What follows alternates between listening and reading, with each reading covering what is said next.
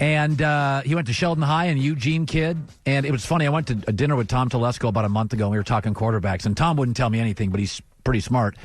And I said, everybody tells me this Justin Herbert kid, he doesn't do much off script. And I'm like, I watched them against Wisconsin's defense, and that defense is great. And he was making guys miss in the open field. I'm like, I've watched this kid for 3 years. You don't tell me he's not an athlete. He made Badger linebackers miss on the open field. So I couldn't be happier. I think, and I've been saying this, I think the kid's special. Oregon's had a lot of good quarterbacks. This kid, to me, is the best one I've seen the last 20 years in the program, and he's joining us now. All right, Justin, first of all, did you have any idea, 10 minutes before you get the call, that you could be a Charger? First off, it's great to be here. Thank you. Thanks for having me. You bet. I had no idea. I was sitting there with my family, and it wasn't until the name Tom Telesco popped up on my phone where I knew it was happening. So was really cool, and what a great opportunity. Yeah. So, there are some pre-draft criticisms. I mean, if I was your age and people were saying, Cowherd can't do this and he can't do that, I'd be like, geez, this is not great. Did it bother you at all?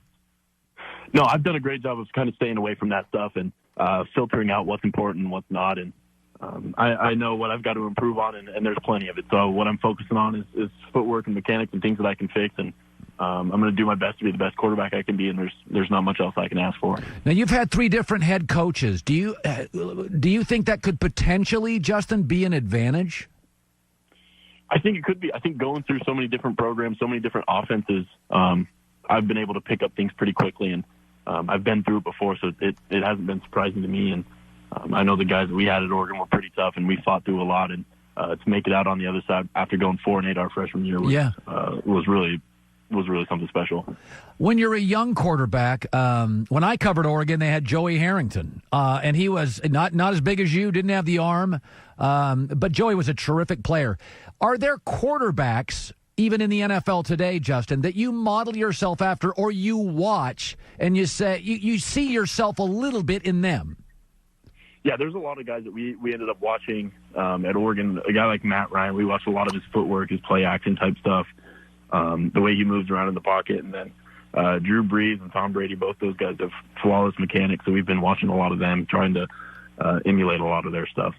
TJ Hushmanzada is a good friend of mine, and I just think the world of him, and he thinks the world of you. What are a few little gems, some wisdom, because he's a really sharp cat. Some of the little gems he said, hey, get ready for this, get ready for this, get ready for this. What's some of his wisdom?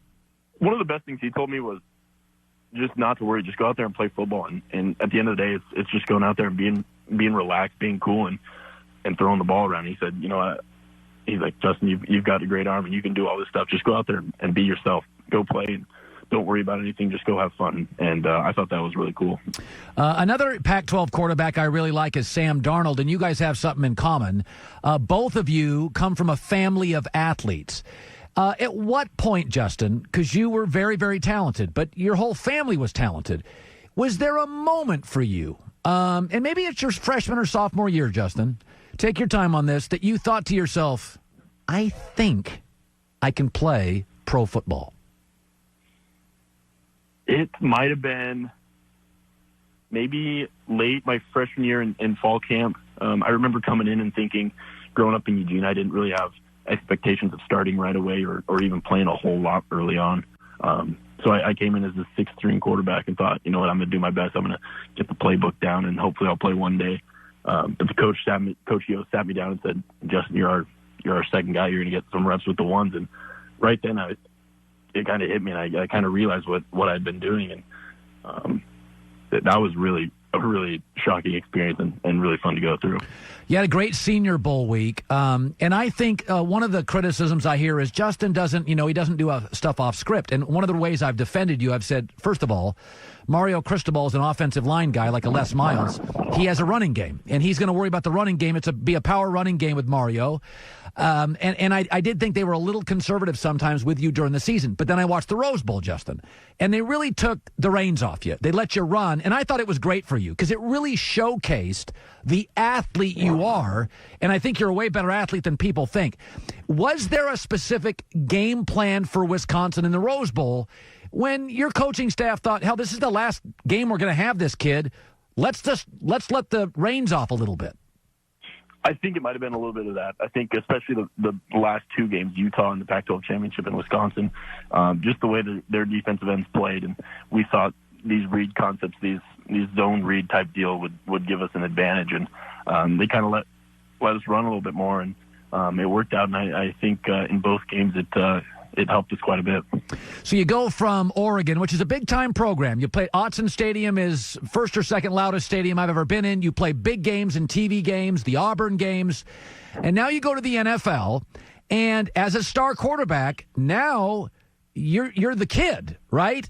And I think to myself, will it be tough with all, the last 3 years, Justin, every day you're walking or, jogging or driving to practice, you're the starter. That's not guaranteed this morning. Is that okay with you? How does it sit with you? It's a great opportunity. It's a wonderful opportunity for me to go play football and to learn to be better, to be the best quarterback, teammate, friend that I can be. It's incredible that they believe in me just like I believe in myself, and I'm thrilled for the opportunity and can't wait to get down there and just do everything I can to be the best I can be. You're a biology major, and, I don't know much about biology. I'm a talk show host. I'm not that smart. You're a 4-point. So give me a little background here. Why'd you choose biology? Yeah, so my grandparents, one was a biology teacher, and then my father ended up becoming a biology teacher as well, and just kind of always was surrounded by it. And when I went to college, I wanted to study something that I was interested in, and I knew that biology was one of those things, so going to class wasn't too bad for me, and ended up kind of enjoying school a little bit. Were you the only biology major on the football team? There were a couple other science majors. I think I might have been the only actual biology one, though, yeah. Yeah. Any experiments on your teammates? A couple. I had guys, I tested their blood pressure when we got in the cold tubs, and so I had a couple lab rats from the team get in there for me. Justin, how would you describe your game? Now, obviously, you watch the draft, and it just must be surreal, is that you're watching yourself getting picked and you're cutting your highlights. Most of us don't do our jobs and then watch ourselves do our jobs. How would you describe your game to somebody that never seen you play? Yeah, I would say that I want to put the team in the best position to win. I pride myself on preparation, and I want to take control at the line of scrimmage and get the ball to the guys that really make the plays. And I think when things break down, I have the ability to kind of scramble out and run and make something happen. But I think my first job is getting the ball to those guys that make everything happen. When you have a great arm, and you do, a lot of quarterbacks with great arms, Joe Namath, John Elway, threw interceptions, Brett Favre. You don't throw a lot of interceptions despite your great arm. Are there moments, though, that you really want to let it rip, and what says don't? Oh, there's especially been some times where a play breaks down and I kind of sit back and I throw it late over the middle and thought I could get away with it, my arm, and at the next level that's not going to work. So times where I just have to either throw it out of bounds, take off, or hit a check down is something that I've been working on. Has it been hard to do that because you have the arm strength? I've always wanted to chuck it downfield. I love throwing the ball, so deep down I'd love to just keep throwing it. But what's best for the team is probably just taking our losses and cutting them at that time. Yeah. Hey, good luck to you and your family. Sheldon High, Eugene, Oregon, a Duck. You're just a terrific kid, and I think you're going to be a star, and you're inheriting a really smart GM and a really good roster. And I live down in L.A., and I used to live in Portland. Believe me, it doesn't rain as much, and not everybody here is a movie star. It's really quiet most of the time, and I think you'll love it. That's awesome. I really appreciate that. All right, Justin, good luck to you. Thank you. You bet. Hi, everybody. Thanks for watching. Subscribe here to get the latest from the show. Also, be sure to check out more of the best clips from The Herd or go watch a few segments from other shows on FS1.